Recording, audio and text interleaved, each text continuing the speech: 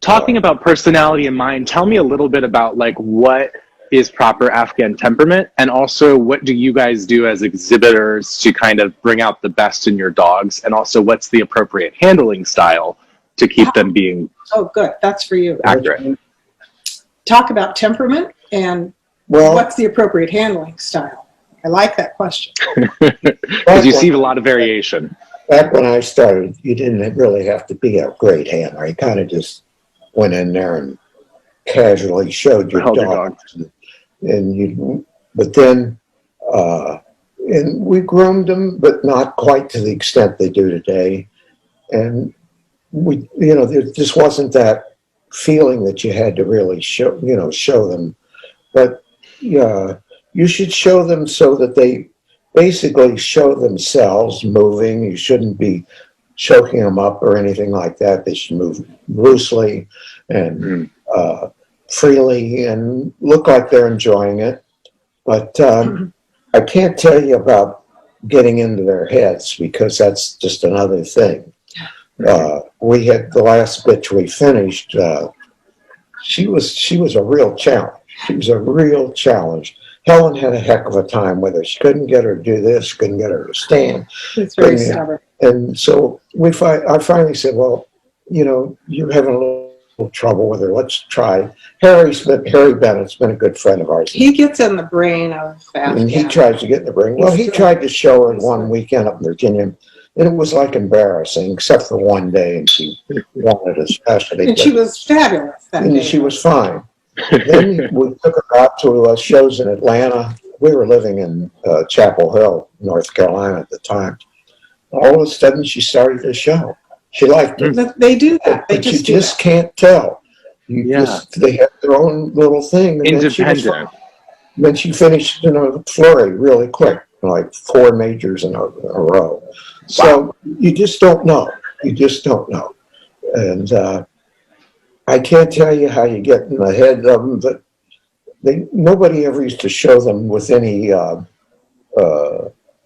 really trying, so to speak. They just came in and, But you should let the dog be. Oh, this is very interesting. The first time I was at a national in New York, I don't know if I had a dog entered or not.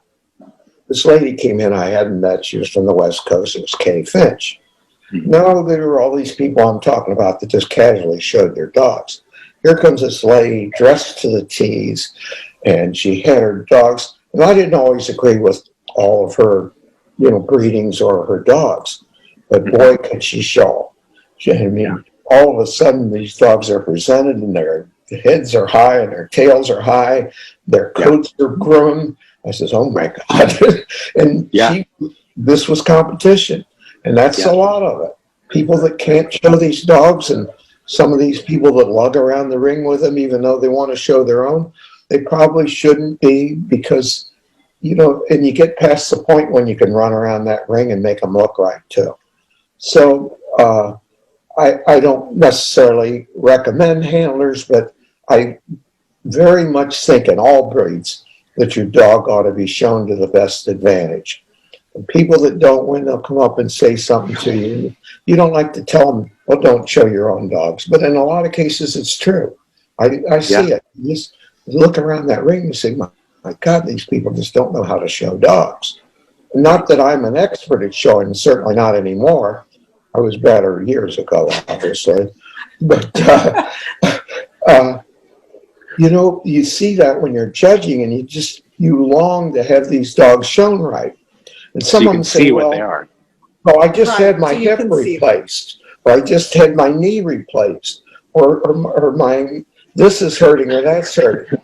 And you probably shouldn't be doing it. I don't appreciate what they're doing to a good dog. And I just had someone who judged an entry of Afghan hounds who said he had a dog that he really liked much better, but it absolutely couldn't move out with the owner. And he, kind of second guessing his decision, said I probably should have put up the better dog, but I couldn't see that he was the better because you're judging what's in front of you. So you might think it could look different, but Just a heads up to those of you my age who are showing dogs.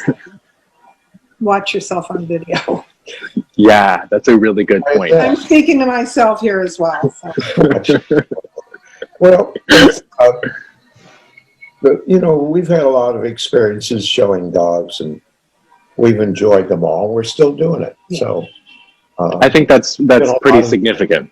A lot of years. Temperament, though, what temperament? They should be aloof, and our standards somewhat reserved, aloof and dignified. They should be reserved in the show ring. They should tolerate an exam. I'm always happy to see one that's happy to see me. It's not really the temperament called for in our breed standard, but they should not be sharp. They shouldn't be shy. They shouldn't be pulling away and you have to prop them up. And unfortunately, and they have to move with their tails up. Yes. It's almost a given. Yeah. You can't, once in a while you'll give a dog a break if you see its tail up part of the time, but if they tuck that tail completely, they're not going to move correctly. They're not going to give you the feeling of what they should look like. And elegance and power. Right. So you just, that kind of kills it. But I try and give people a break for showmanship because I know everybody can't be an expert.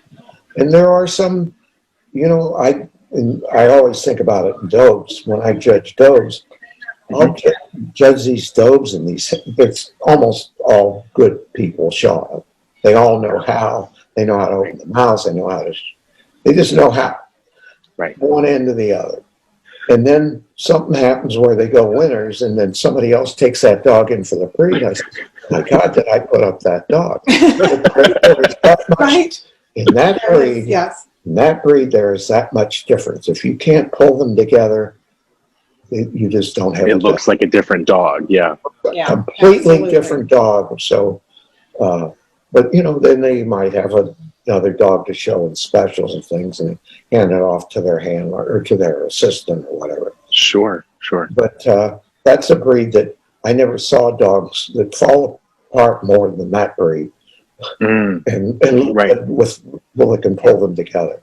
So No, that's a really good point. Have you seen any difference this year? I know some people have had difficulty getting puppies out and about and they haven't been able to get to shows.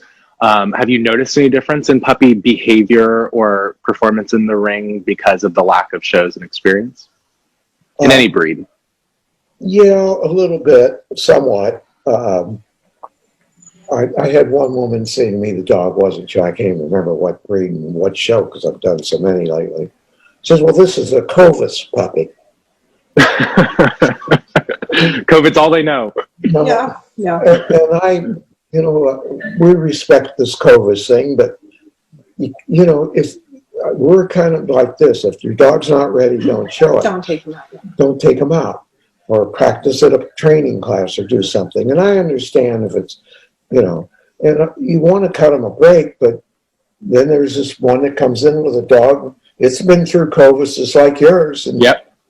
Showing and it's like still holding it together. And looking great. So one thing I've noticed in Florida, which I think is fantastic, we happen to have a lot of Afghan litters this year. It's a bigger litter year than normal. You mean all over the country? All over the country. But I noticed in Florida a few months ago, there were matches before the shows started in Brooksville. Yes. Anna Stromberg told me about it, but I know there was a group there organizing those things. That was a really good idea. And I think they got a lot of puppies socialized that way. I don't know what people did in other parts of the country, but at least people are getting their puppies out. And it's something that other clubs in other parts of the country, if they don't have the location or the resources for a full-blown show, can at least do to keep people involved and puppies out and socialize. You didn't walk the parking lot and do that. Yeah. Right. Do you find that with the lower number of shows and in general higher quality and larger entries, is that something that you think should be continued even as things normalize to maintain that level of quality? Probably so. I think what's happened with this COVID thing, because I know I judged some shows in Tampa and had big entries, and some other ones in Florida, another place in Florida that had big entries. People are traveling. These handlers are traveling. They're traveling from one end of the country to the other or halfway, so that you get a lot of competition when you judge, like 90 Goldens or something like that. You got people from all over. So you're getting that. I think that'll settle down eventually, because all these people, but these people needed to make a living. They needed to get their client dogs out and whatever, and even people with their own dogs. Yeah. So this COVID thing brought a lot of real dog show people together. Yes. I think in the long run, that'll settle back down, because they'll go back, so to speak, more into their own areas. Won't travel 1,000 miles for 2 days of dog shows, but they are now. They are now. And if your question was, is it kind of a good thing that we have fewer shows? Yes. I think we have too many shows, and it dilutes the That's not going to competition change. for everyone. That's not going to change. I don't think. Yeah. We are seeing more shows clustering, because some of the smaller clubs that only can do a couple of shows a year are having trouble financially making it, so they're clustering in with other shows. These 10 shows have 5 in a row, and I just talked to somebody that's connected with those. In fact, we met with her a night ago. They had 38 specialties at those shows. That's a lot. In Tampa. That's a lot. That's a lot. And that builds your entries. That really builds your entries. That's nice to see. But you have to work on that. You have to know what you're doing. You got to work on that. So I think we'll see more of this clustering, so that, if you have a decent venue, they're going to come and show in that venue and not be scattered here and there. Like in Florida, they would have a show here, 2 weeks later, a show there. I mean, it just sort of scattered all over. They're starting to pull together a little bit more. Make it more efficient. Yeah. How is that for you guys as judges? Because I'm also just thinking about like a day in your life, if you're doing all breeds and specialties and owner handled and bred by, and So the pay is the same. That's what I was about to point out. Do you find that is we're sustainable? Happy to get out and do it again, and some people come, oh my God, $175. That if you don't want to judge 175 dogs, Then don't do and you it. don't want to do multiple groups, you got to stay home, because this is what it is, and I think it's going to be that way, frankly, because of these clusters pulling together, and it's just the way it is. That's the limit. It's an economic necessity.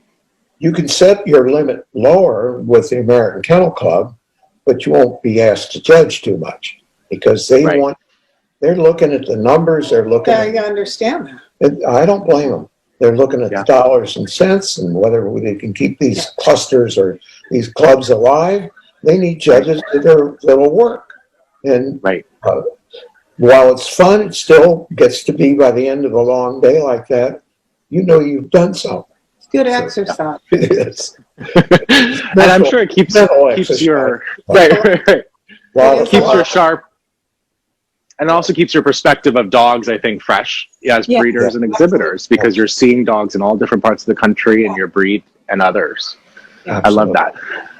Before we bring out your new puppy, I want to also just ask, off the top of your head, maybe top 5 best Afghans, examples of the breed that come to mind. I hadn't thought about that. Well, I have some that come to mind. We don't like that's a little touchy question. These are all dogs in the. Because we're still. You don't have to answer if you don't want to. Dogs that are no longer Deceased. shown. Sure.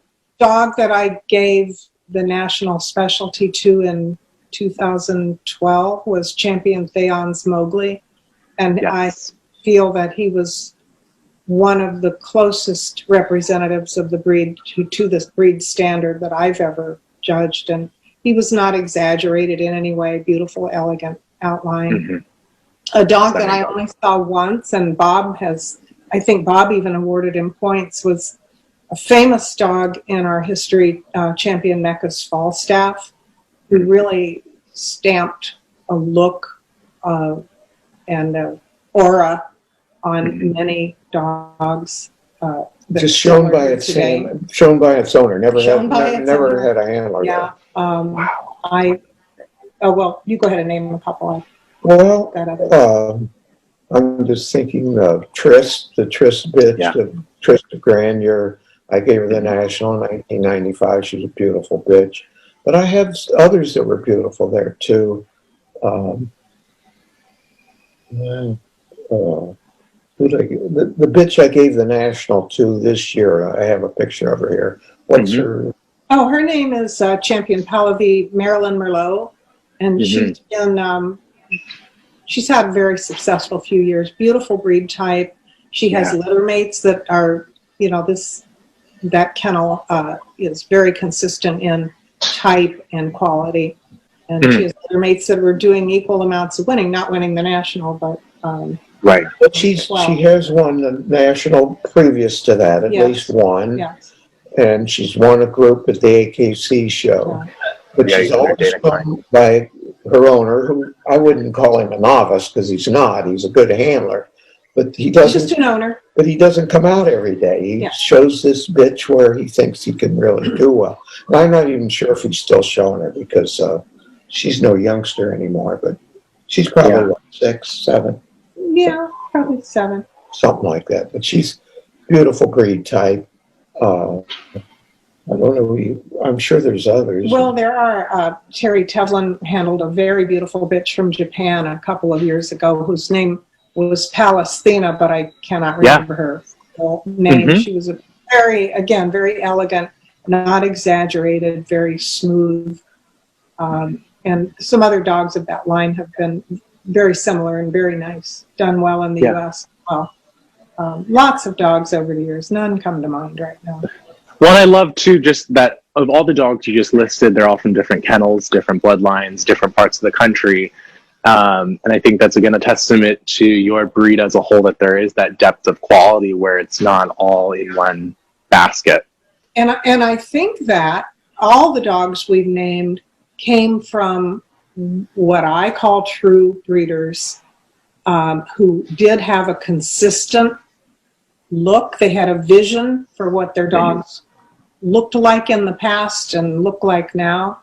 And if you look at pictures of certainly, like I'm saying names, Karen Wagner's dogs or Jay Hafford and Jim Blanchard's dogs, if you look at pictures of their dogs 30 years ago and pictures of their dogs today, you would absolutely know that they're the same. They have that bloodline style. Absolutely, they have consistency.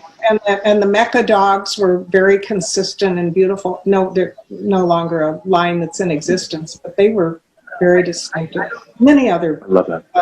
And the Grandeur line. The Grandeur line, absolutely. Because they're still carrying that on today somewhat, but most of these other kennels, people pass away and this and that happens. So. Sure. Well, why don't we see your new puppy? Okay. You guys. We can chat in the meantime. Yes. Talk too much about club activity. We've been really. Yeah, let's talk about that. Sure. Club activity. Helen more than me. But like I mentioned before, she's president of the Afghan Hound Club of America, and she's going. And that's how you guys got started too, right? You said you met at the club in Ohio, right? Local breed club, but this is the parent club. And like I said, I've been lucky enough to judge it a number of times, but we were very active in Ohio. That's where I'm originally from, and Helen lived for many years, in the formation of and furthering the Dayton Kennel Club, which we formed a cluster with the Ellen and Bob Fetter, who are both now deceased, and a gentleman by the name of Dick Hensel, who died years ago of Scotty fame, in the Ohio cluster. And this cluster became, I think it was 3 clubs to begin with, and by the second year we had like 10,000 dogs at this cluster. in 3 days. It became really big. It's still big. And it's coming year will be the first year that's moved out of the Ohio State Fairgrounds due to the COVID thing, but Sure. to the Roberts Center. But it's been quite a successful cluster. But we've been active in breed clubs and all breed clubs, very much so for a number of years. Uh-oh, here comes Bobbles.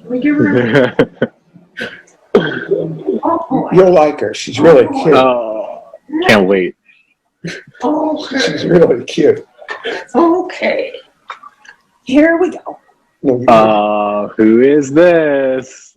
Pull her tail out, please. Mhm. Thank you. Here, say hello. Woo-hoo. Hi, cutie. Oh my God, that face. Oh my God. She's like, look, I'm on camera. You can talk to her. Who's that? See, She likes Hi. her name. Juliet. Juliet. Oh, there's meatballs over the other way. Okay, we're leaving. no, you're not. Bye. No, oh, she's so really cute. And she's I'll have to be outside with her. confirmation-wise Come on. quite nice. But getting back to the club affiliations, I served on the board of the Afghan Club of America at least twice. It was second vice president, and Helen's been on the board many times. I think she served 4 3-year terms, and Wow. She's been just about every office there. She's also the club archives and librarian for our parent club. So we have the whole upstairs of our house filled full of parent club stuff. Oh, I love that. That's okay. And I was chief ring steward for the parent club for many, many years. So we've just had a lot of club work and a club affiliation. We're not doing too much anymore, but we're still members of the Sleuthie Club of America, Helen's American Chinese Crested Club, and where she was a board member for several years. So she's also judged their national. I've judged nationals in a lot of different breeds, hounds and sporting, and mostly hounds and sporting, but there's some others too.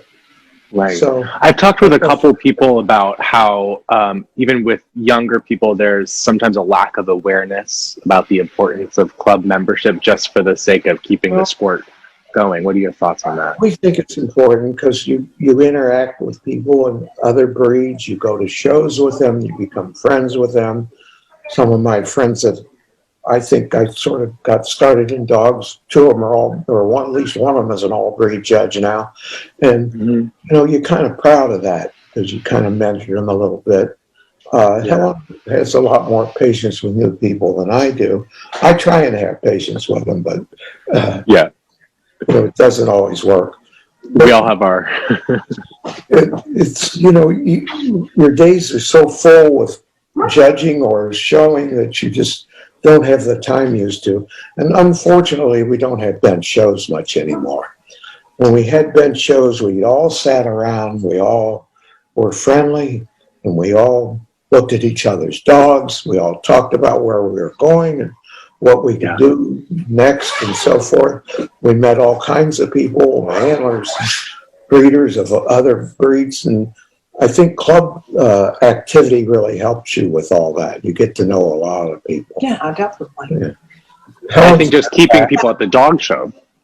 Yeah. You know, like if you just show up and show your dog for 2 minutes and leave, there's no education going on. No education. That's what generally happens. So we've had business background too, which I don't know that has much to do with dogs, but I was an architect, and I always think that being an architect gives you a sense of balance and, you know, evaluating dogs. And Helen worked in the real estate industry too. So, you know, a lot of things with building and designing and a lot of that gives you some insight into that kind of thing. But I'm going to let her talk for a while. No, I don't have anything more to say. What do you want? We were just wrapping up with the club involvement Yeah. and the importance of that for not only keeping shows a thing and going, but also just for the sake of involvement and bringing new people into the sport in a more involved way because of meeting people at, in planning shows and staying there to keep those shows going. Yeah, it definitely. I think it's he probably said this while I was out of the room, very important to be involved in a dog club, because otherwise, if you're just a complainer, it's not productive. And you really do. I honestly couldn't speak in public until I joined a dog club. It made a huge difference in my life, just knowing that I had a group of people that I could talk to in a club meeting and make a speech or whatever, and they, we're all pretty much on the same page. We may have disagreed completely about our dogs, but we were all in it for the same thing. There's that shared passion, so then you have a safe space to learn to express yourself.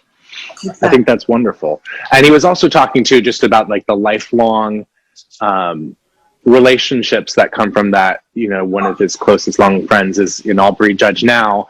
And I think that's something that I think is really important to focus on in this sport, because that's, whether someone does a hobby or a career with dogs, that's, I think, somebody who works in an office job doesn't necessarily stay lifelong friends, right, or even family level closeness as they do with many people in the sport of dogs. So the people are just as important of an aspect with that, Yeah, I agree with that. And so I don't know if Bob mentioned this while I was out, but we've moved a lot in the last 25 years.